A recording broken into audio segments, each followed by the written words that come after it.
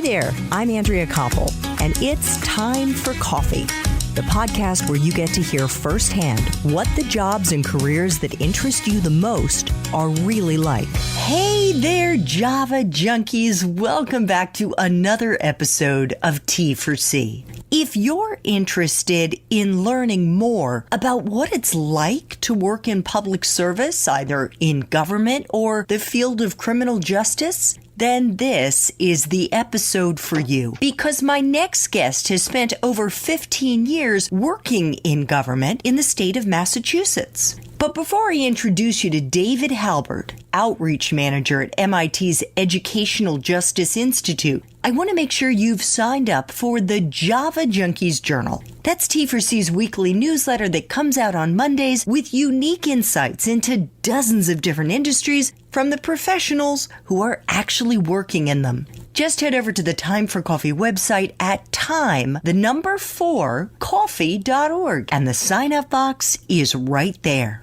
Now, my Java lovers, please grab your mug and take a chug of your favorite caffeinated brew, because it's time for another caffeinated career conversation. And my guest is David Halbert, Outreach Manager at the Educational Justice Institute, an innovative and groundbreaking initiative founded in 2017 that provides a transformative learning experience for people behind bars and university students at the Massachusetts Institute of Technology, also known as MIT. Prior to joining the Educational Justice Institute, David was a candidate for the Boston City Councilor at-large seat in 2019 in one of the most competitive council elections in Boston's history. His campaign was noted for its innovative and thoughtful policy platform, which helped him secure the endorsement of community organizations and activists across the city, including the Boston Globe, New England's largest newspaper. At the same time that David ran for a city council seat, he was also wearing another hat as the Deputy Director of Community Affairs at the Middlesex Sheriff's Office, where he was responsible for development and implementation of outreach strategies for targeted communities of color, faith-based organizations, immigrant groups, LGBTQ organizations, higher education institutions, and service organizations. Early in his career, David worked as a staff member for former Massachusetts Governor Deval Patrick and former Boston City Councilors Sam Yoon and John Tobin, as well as State Treasurer Timothy Cahill. David's love of civic engagement started when he was young through the Boy Scouts. And in fact, David became one of the less than 4% of Scouts and less than 1% of African American Scouts to earn his Eagle Scout Award, Scouting's highest honor. David, welcome to Time for Coffee. Are you caffeinated and ready to go? That I am. Thank you so much for having me. My pleasure. So what do you drink in your household? What kind of coffee? Actually, I'm not a coffee guy, oddly enough. So my wife, though, I think drinks enough for both of us. But I'm more of a tea person myself. Oh, okay. So what kind of tea do you like? I'm a big fan of rooibos tea. Love it. Yes, yeah, the South African tea. Absolutely. Yes. So my mother actually got me into it. She went on a business trip years and years and years ago and came back with a couple boxes, and I tried it for the first time and fell in love and have been a big fan ever since. But I'll take any tea, a black tea, a green tea, a white tea, but a rooibos is usually my favorite. Nice, nice. So you joined the Educational Justice Institute at MIT in, I guess, March of 2020, and it's currently the end of August 2020.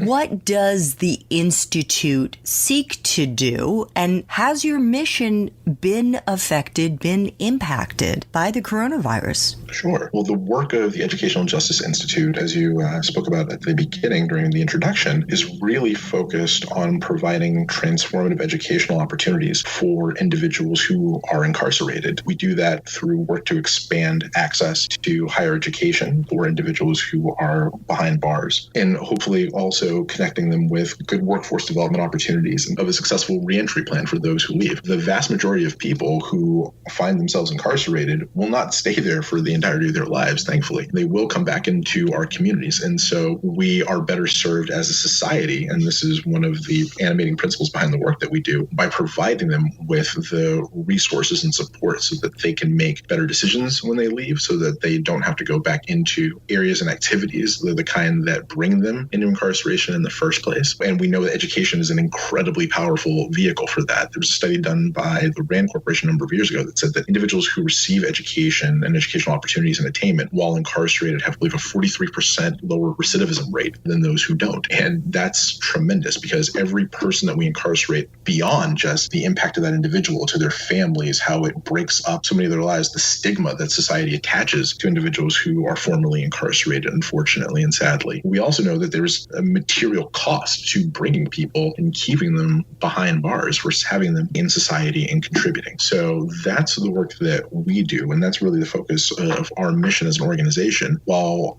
that mission has not changed over the impact and the breadth of the pandemic, the delivery method has. The intersection that we sit at TEGI is of higher education and corrections in particular. And on the correction side, in the best of days, the correctional facilities have not been historically designed with a lot of intentionality relative to being conducive to education, being conducive to many things that you kind of take for granted on the outside for reasons of security, for reasons of putting your practice and thoughts around things into action relative to criminal justice and, the punitive measures of things. And so when the pandemic hit, that made things go even further left, if you will. You're dealing with environments where ventilation literally is an issue, and you're dealing with an airborne virus. You're dealing with a virus where proximity, where you are operating inside of a cell, where you probably are sharing that with another individual. And the cell is, if you're really lucky, is probably 10 by 6. And so you're dealing with all these factors that are being exacerbated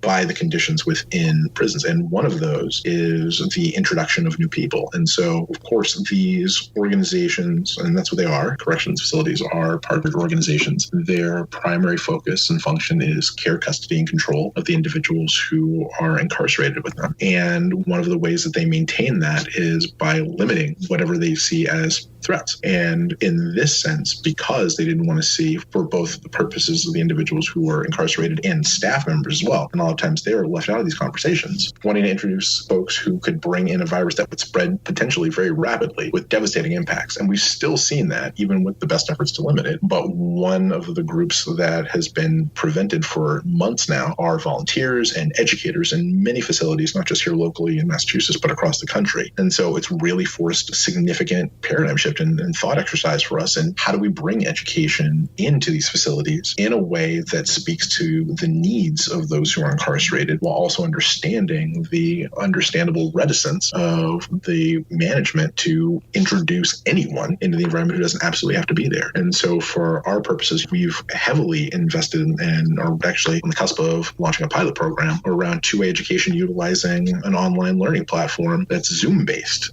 of all things, which now everybody knows Zoom. We didn't have that before. And so it's taken some thought, everything from finding the actual, in this case, very large screens that are set up for this, that we can get into the facilities, talking about internet connectivity, which, for once again, something that so many of us take for granted. You and I are speaking via the internet right now, but in these facilities, they are not built for internet connectivity, and there are heightened security concerns about where people are active on the internet. And so working through all those and trying to come up with plans that will work and allow for the delivery of successful educational models is something that has really occupied basically all of our time since the pandemic began. But one of the benefits of this exercise is that once we are on the other side of this, having these systems in place will allow our program and other educators who are engaged greater degrees of access to students. A lot of times people think of it in a limited capacity. I can only teach, or I can only learn in places that are within driving distance of my house, the college I work at, what have you. These telecommunications, teleeducation methodologies really crack that wide open and open the doors to dynamic ways of engaging with populations really across the country. Yeah, I would think that the scale that you would be able to reach would be boundless. It's enormous. We're having conversations. Obviously, we're based here at MIT in Cambridge, just outside of Boston, for those of your listeners who aren't kind of aware of our local geography. But we're talking with facilities and correctional leaders in states hundreds of miles away because of the fact that we have this theory of the case that now we can successfully bring our classes to their doorstep without actually having to get in a car, get on a plane, and go. Now, and all of this is to say that nothing, and I think if you talk to any educator who's involved in prison education, they would agree, there's nothing that can fully supplant, and nor would you want to, the experience of in-person communication, in-person education. Of course not, and that is the gold standard for what we want to do. But in the absence of the ability to do that right now, or in the presence of significant logistical obstacles to doing that when you are able to move around freely, this is just another tool in the toolbox that hopefully will help more people. Absolutely. And I'm sure it's something that our young listeners can relate to very much because many of them, no doubt, are going to college online right now or having virtual lessons and are not necessarily in a classroom on campus. No, and at MIT, we're in the same boat as colleges and universities across the country and around the world in regards to that. And one of the things that's very interesting is the program that we operate in a traditional model actually brings MIT students into one of our local facilities so that they're learning right alongside individuals who are incarcerated. Same lesson plans, same materials, same academic expectations, and everything else. And it's one of the most powerful experiences that's a part of our program. And we've talked to a number of current students and alumni who speak to that. And it's one of the things I love most about being associated with this program. But by having these electronic options for communication, that allows those students to continue with that engagement with the incarcerated peers. Yeah. So, David, what are your various responsibilities as the outreach manager? And are you also responsible for developing and managing partnerships with law enforcement? Is that also part of your remit? Yeah, a lot of my portfolio is really on external relations and external affairs from our program. So a lot of people do not have a connection to the criminal justice system, to corrections in particular. And because of that, it can make it a little bit difficult in terms of, one, just soliciting support for the work that we're trying to do, but also just an awareness. So a big part of my day is thinking about who and how we can engage others who are outside of kind of our natural orbit to bring them into the fold and to let them know that this work is taking place, that it's important, and there's a place for them in supporting it. Whether we're talking about groups like our local Association of Independent Colleges and Universities, of which MIT is a member, or our local business council here in New England. There's so many different players and actors who are involved here who can take a role. And sometimes it's just enough that you have to open the door and ask them to do so.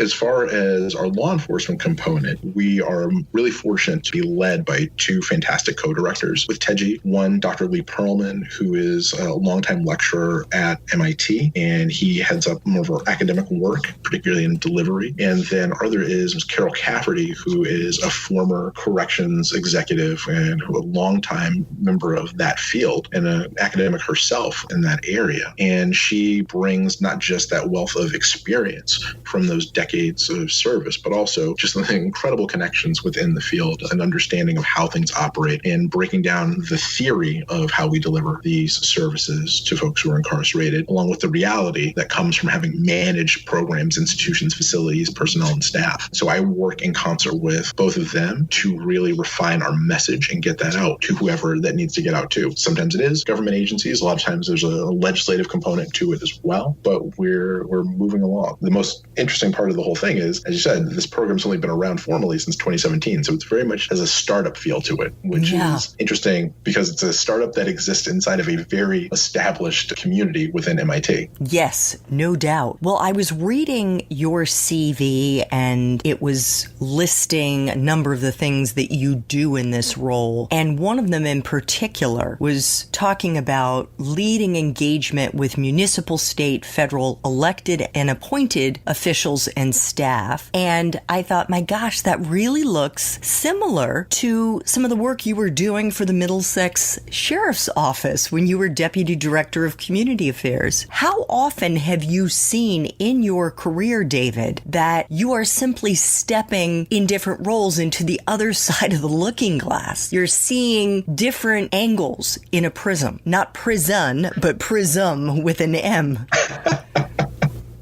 No, absolutely. Absolutely. Well, this one's probably the most significant example of that because so much of my career was based in and around government, direct government service and working for elected officials in political capacities. So it has been a refreshing experience to be on the side of things, to carry on these conversations from this side of the table. But I will say, when you are involved, particularly when I worked at City Hall in Boston, working for the city councilors that you mentioned, to be a city employee for the most part in Boston, you also have to be a city resident. And so you see life if you're involved in your community, and just about everybody I know who worked on the council alongside me was deeply involved in their communities. So you know what it is to be on both sides of that conversation, to sit in those offices, work with elected officials around crafting policies and responses to the things that are going on, but also to have them happening all around you and be influenced by them and influencing them. And so, as you said, that's kind of been one of those themes that's gone through many parts of my career because it is so invested in public life. But now with this experience, I think that's one of the strengths that I'm able to bring to this role is that I can stand here in this place outside of a corrections environment, but also coming from those years where I worked in an interesting organization where I learned quite a bit about a field that I really didn't know anything about before I joined the staff there, that I can translate that for those who, once again, don't have that experience, haven't known people who've been incarcerated, haven't worked in the field of corrections, haven't worked around educating people who are incarcerated, and making that connection for them and helping lay out that pathway so that they can get to a place of understanding and seeing themselves and their role and their place in this work is really powerful. Well, speaking of seeing oneself in a role and in a place, what advice do you have, David, for our young listeners, especially for our young Black listeners, some of whom may still be in school, some may be out in the workforce already, who are interested in getting into, whether it be criminal justice, but some kind of civic affairs? What can they expect? And I recognize it's a big country and there are lots of variations in different communities, urban, rural, large, small, white, Black, Latino, all different ethnicities and sexual orientations and whatnot. But in terms of the experiences that you've had in the state of Massachusetts, what has it been like for you as a Black man working in these different roles? Sure. Well, it's interesting. It provides you with a different perspective. There was a term that I came across when I was in undergrad, and it's really stuck with me. It's from W.B. Du Bois in his book, The Souls of Black Folk, when he talks about the notion of double consciousness. And that at the time, between the 19th and 20th centuries, talking about the Black experience in America, the notion of seeing yourself, how you see yourself, but also understanding intimately and immediately how others see you. And that's something that those of us who find ourselves in groups that have been historically marginalized, I think, deal with on a daily basis, whether it's consciously or subconsciously. And that permeates into every part of your life, really. It's not just the professional part. But as a professional, knowing what it is to understand that people won't always understand, that in a state like Massachusetts, where I believe our population breakdown has about 7% African American across the entire state, and it's hyper concentrated in a few municipalities, quite frankly, that once you get outside of those municipalities, you can be isolated very quickly. Now, for me, I grew up in the suburbs of Boston, where while my street was, relatively speaking, diverse, it wasn't the most diverse community at the time, and it's gotten more diverse over time, which is great to see. But that forces you to learn at an early age how to navigate those conversations. And also, and I really speak to my mother, who's one of my personal heroes, for the lessons she always tried to instill with me about being proud of who you are, proud of your heritage, proud proud of what was done to help you get to where you are, and understanding that you have a duty and a responsibility in everything that you do, personally as well as professionally, to help others. And so that's something I would put as not just as a suggestion, but also as really as a challenge and a charge to your younger listeners of all races and ethnicities and backgrounds, that you have a duty and obligation, I believe, to look around, to see who's at the table, to see who's not at the table, and then to do what you can to open those doors for others and to bring them along. Because whether it's in criminal justice or higher education, government or politics or business or anything else, we are at our best and we are a better society generally when we are more inclusive, when we are more diverse, and when we have more voices at the table. Yes, but it has to be hard when you're one of the only Black faces at the table. How have you grappled with often being somebody who is in the minority?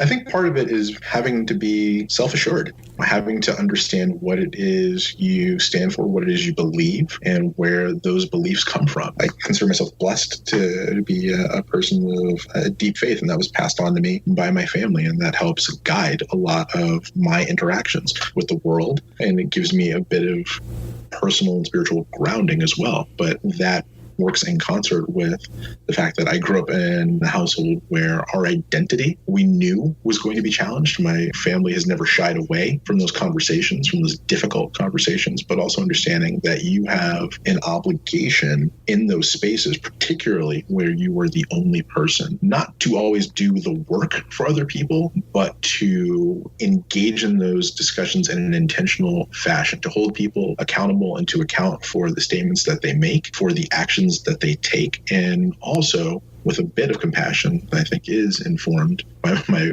faith and by my mother, that do so with compassion where you can, and to do so in an area and with an idea and a motivation towards educating people and hopefully letting them end a conversation or an engagement in a better place and as a better person than they entered into it with. One of my mother's favorite sayings, and it's something that I really take to heart in all aspects of my life, is that you have to work with people where they are to get them where you need them to be. And it's having that understanding that a lot of times people are making decisions or statements or taking actions, sometimes, yes, out of intentionality and out of malice, and far too often, quite frankly, in our society. But there's a lot of times where people are doing so out of a lack of understanding, sometimes out of just general ignorance of things. And that if you can have a small intervention, have that moment, have that piece of personal connection, you have the ability to make what seems like a small change in the moment, but can have profound implications down the line. And so, and the engagements that I have, once again, not shying away from the conversations, not shying away from the difficult ones, but trying to be that person, be that better person that my mother always wants me to be. Oh my goodness. Your mother sounds like such a remarkable woman, but oh boy, does she have a lot to be proud of too. You worked at the Middlesex Sheriff's Office for 6 years when you decided to throw your hat in the ring. And I believe that was at the end of 2018 when you ran for that at-large seat on the Boston City Council. What was it like campaigning and doing retail politics? It's hard. I've been on a number of campaigns in a number of different capacities, but it's cliche, but it's a cliche that's applicable and for a reason, which is it's different when it's you. It's different when it's your name on the posters and the handouts. It's your picture on everything, and people are making comments, and the comments aren't some abstract or somebody you know, but they're about you. And that's hard. But at the same time, it's also an incredibly powerful experience in terms of learning and understanding more about your community. I've lived in the city of Boston, actually longer than I've lived really anywhere in my life, for over 15 years. Own a home here. My daughter is a Boston Public School student. I'm deeply rooted and connected to this community, which is why I ran, because I wanted to elevate the platform from which I could serve and hopefully help and serve more people. And that's what got me charged up to run, and what I entered into every day. And some days were a lot easier than others on the campaign trail doing so. But at the same time, I look back on it and say that even though I wasn't successful in earning a seat on the city council, and I ran an incredibly competitive year with a lot of incredible people. And I feel very fortunate that I've gotten to know and befriend many of them. But I learned so much more, even than I had knocking on doors for other candidates in similar races, because it's different when it's you, and it's different when you're having those conversations and you're putting your thoughts and your ideas and your beliefs really out on the street for folks to critique and kick the tires on and make their assessments about. But there was one story in particular that will always resonate with me. And I was out in one of our neighborhoods, and I was with a volunteer. We were knocking on doors and the storm was coming in. And so we were right about to wrap up, but we figured we'd hit one more door before we started walking back to our car. And most of the conversations you have on the doors are about 5 minutes or so, maybe a little bit less, maybe a little bit more, depending. And this young woman opens the door and asked if the person on my list was there. It was her father. She went to get him and he came out, and we had a conversation that stretched for about 25 minutes. He was an immigrant. He was an engineer who worked at a company, a nice, what you consider, nice white collar job. And he talked to me about the struggles that he was having, that his daughter was an excellent student at the best high school in our city, one of the best high schools in the state, if not the country. And she was doing really well. And he didn't think that he was going to be able to afford to send her to college to continue her education, even with working hard. He was worried that they were going to lose the home that they lived in because they were renters, because the cost of living in Boston, as it is down around the greater DC area, is incredibly high. And so they weren't home owners, they were renters. And his landlord was thinking about raising the rent, and it was more than they might be able to afford. He talked about the fact that his father, back in the country that they came from, was sick, but that because of the financial pressures and so many other things going on, he didn't think he was going to be able to see him, and he didn't think that his children would ever see their grandfather alive again because of that. And it stuck with me for a couple of reasons. One, to have this person talking about this and to hear so many things was obviously deeply affecting, but more because the fact that this person didn't know me. I was a complete stranger who would come to his door to ask for his support, yes, but it shows you that power of government, that power of politics, that power of retail politics, and the connectivity of it, which is you open the door, you don't know what's on the other side there, but that other person can see in you, yes, maybe just a candidate, maybe just serious policies, but maybe somebody who will hopefully listen to them and care about them and want to help them. And I think that, more than anything, is the most profound part of public service, whether elected or appointed or just a general everyday bureaucrat going into a government job. It's that you have an opportunity in these roles to do so much and to help people, often at times when they truly and desperately need it. And that is something that for me is incredibly powerful, but also it's weighty in terms of the responsibility that that puts on you as a public servant. And it's something that I think we all are our best at when we're striving to live up to. Gosh, listening to you recount that story, David, I was thinking about the fact that that man who spoke with you was looking to you with hope that you would be able to help him. But I think that what you've just shown is that often politicians are also affected by, emotionally, the constituents, the prospective constituents that they meet, and that those stories, their lives, what they're sharing with you, really stays with you. Absolutely. I've been very, very fortunate in my career to work for good people, by and large. And I know that not everybody who works for elected officials can say that. And so I understand the good fortune that I've had. And that's one of the lessons and one of the threads of commonality between them, is that they are people who truly see other people, see their struggles, and see their role potentially in helping them through those struggles, and understanding that you do have that responsibility when you put your hand on whatever book you choose to put it on when you swear that oath of office, and that from the time that you're not just sworn in, from the time that you're elected to the time that you leave office, that really must be the primary goal that you have. It's bigger than any election cycle. It's bigger than a fundraiser. It's bigger than a debate. It is the deep and profound responsibility that you as an elected official have, because you have been given for some period of time stewardship of your community, of the lives that are inside of it, and that are things that are happening in and around it. And that if you don't take that seriously, it can have catastrophic effects and impacts. But if you do, you once again have that ability to make such incredible change, even if it feels like it's at the margins. You have that ability to really and deeply impact somebody's life.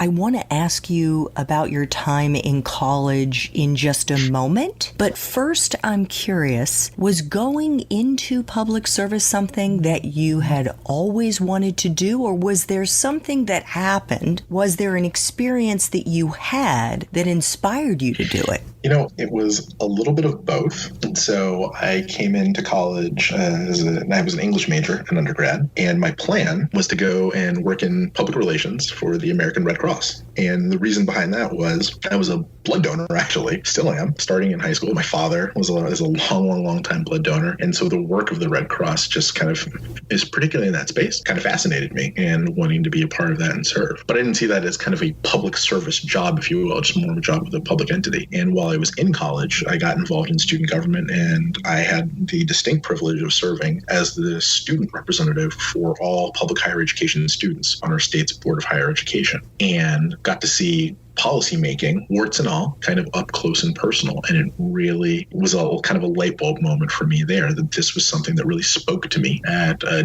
deep level, and it was something I wanted to be involved in. And so I pursued my career following that to be in that space. And I've been very fortunate in the opportunities that I've had. Wonderful. Well, let me just drill down a little bit more here. This is just a quick question. You said that during your time in college, you were thinking you would go to work in PR for the American Red Cross. Did you know what you were going to do with your English and communication degree when you graduated?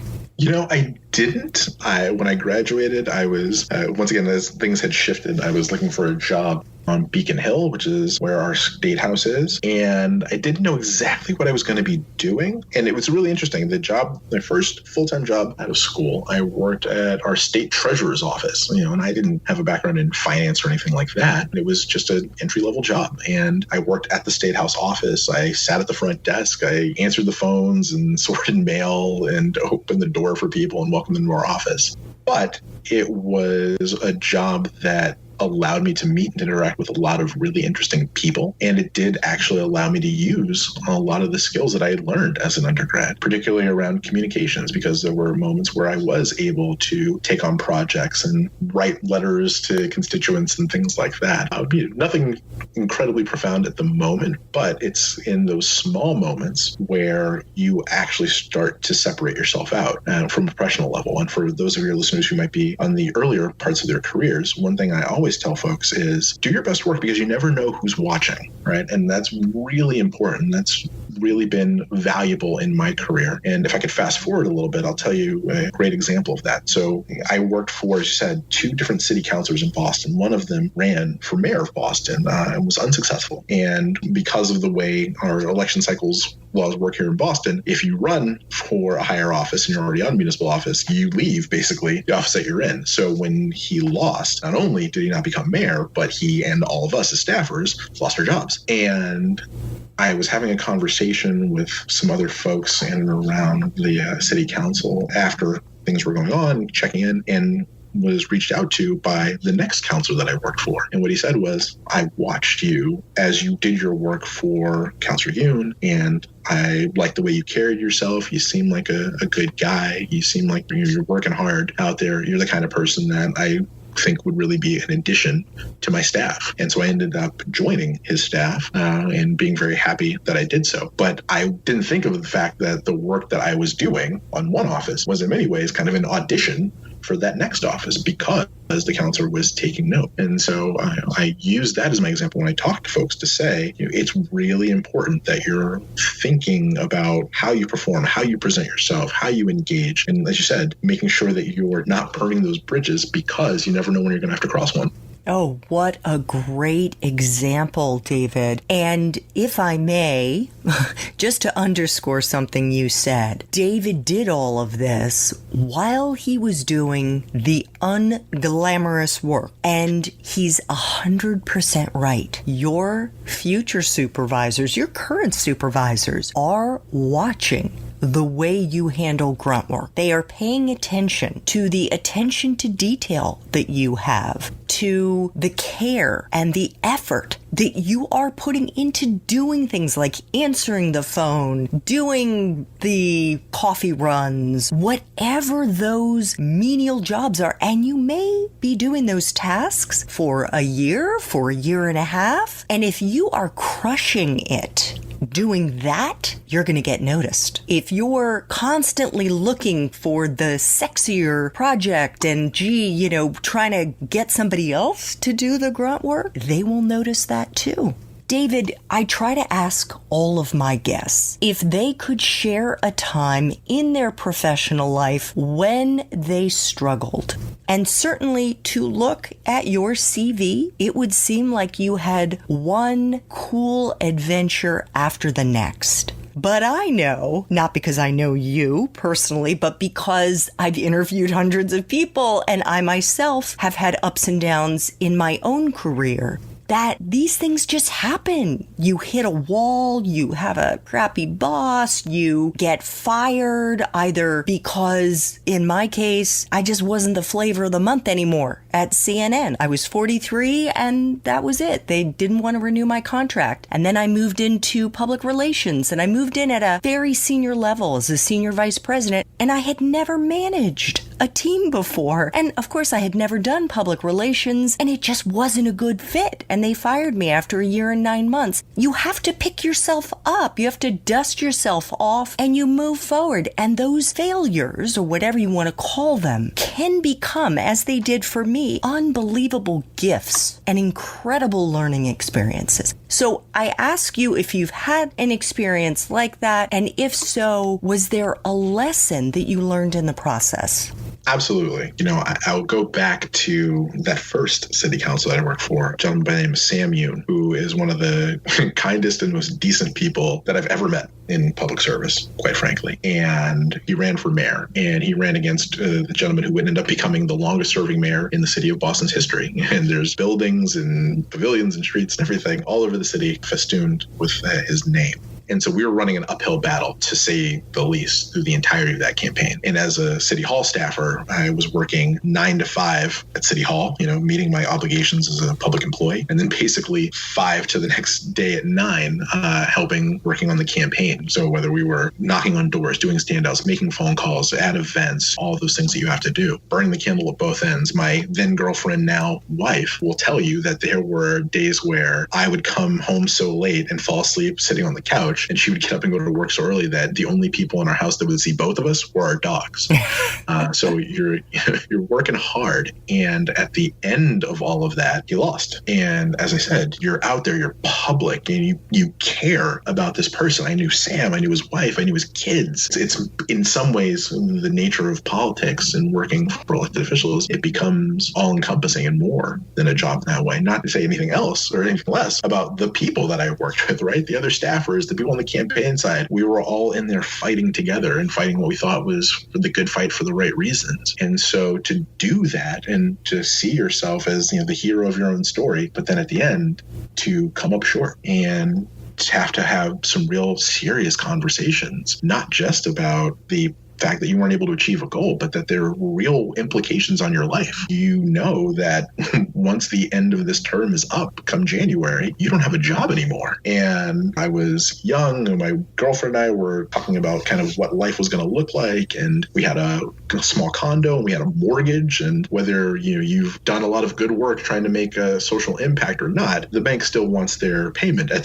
the beginning of every month. And so just thinking about those very real pressures. And once again, the fact that you were associated with something that didn't go the way you hoped it would, but also that it happened so publicly as well, right? That you have the bumper sticker on your car, and you're wearing the t-shirt, and you're talking to all your friends, and you're putting all this information and care and thought into this endeavor, and then to have it come up short. So it was challenging, but I also look back on that and I say, I'm actually, as odd as it might sound, and of course I would have much preferred to have Sam win, but in that loss, I took a lot out of it. I feel like you learn so much more about yourself through loss of almost any type, professional or otherwise. And so while I was on a campaign that did not win, I've never for a single moment regretted supporting Sam, being a part of that movement that we tried to build and carry forth in the city, about the message that we tried to convey about the vision and the future of the city of Boston that was prosecuted that way. And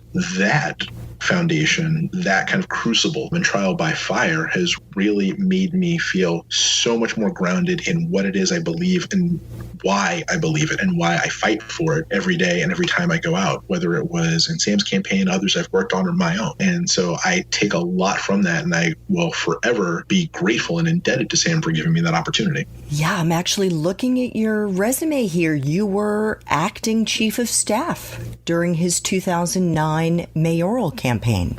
That was a big role. Yeah, for a very brief period of time. Our chief of staff, who had just departed, I'd take on a full-time role in the campaign, was absolutely wonderful, and she left enormous shoes to fill. So a lot of it was just kind of working to help kind of keep the trains running at the office as we entered into the home stretch there. But once again, willingness, and you have to be willing to step up and take on those challenges. Well, thank you so much for sharing that, David. Final question. If you could go back to college, back to Massachusetts College of Liberal Arts, but based on the wisdom you have now, what advice would you give yourself? Sure. Say go out on more dates, because when you leave this place, you're never going out on a date again, because that's where my wife and I met. But in all seriousness, if I had to go back and talk to my younger self about the experience and the life that I was going to lead for this next few years, I would really say just cherish your time there. And I would like to think that I had some of that perception while I was there and knew that a chapter was closing on my life. But in college, as so many of us know, especially when you look back with hindsight, is such an incredible period of your life in terms of self-discovery, in terms of the things that you're able to do and the chances you're able to take. And so that would be my advice to myself, which is really cherish and maximize every moment you have. If you have that impulse to go do that thing, try it out. Do it. I had an incredible college experience beyond the most important part of it, which was meeting my wife. But I studied abroad in other countries. I met people from across the United States and around the world who I still thankfully call friends. But there were things where, in retrospect, I would have loved to go back and say, hey, go to Iowa. Go knock on doors for that candidate that you want to way, way far away from home, as opposed to keeping things a little bit closer and being involved here. Have those experiences, find those other parts of the world and engage in it, because you have a level of ability and flexibility. At least I was very fortunate enough to at that time in my life, not having many of the responsibilities that I cherish now, but are responsibilities as a husband, as a father, as an employee that you don't have.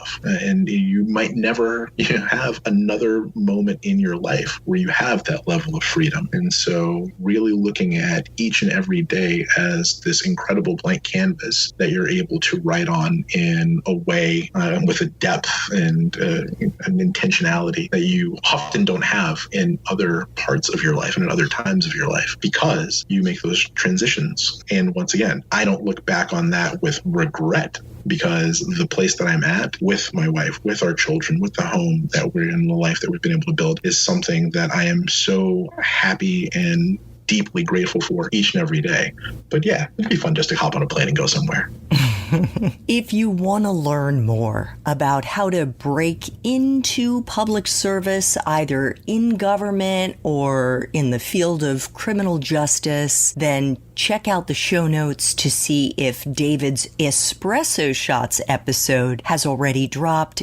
David, I want to thank you so much for making time for coffee today, making time for tea, for Rubu's tea with me, and the Time for Coffee community. This has been such a pleasure. Well, thank you so much for having me. Thank you so much to all of your listeners for taking time out of their day, and hopefully it was worthwhile.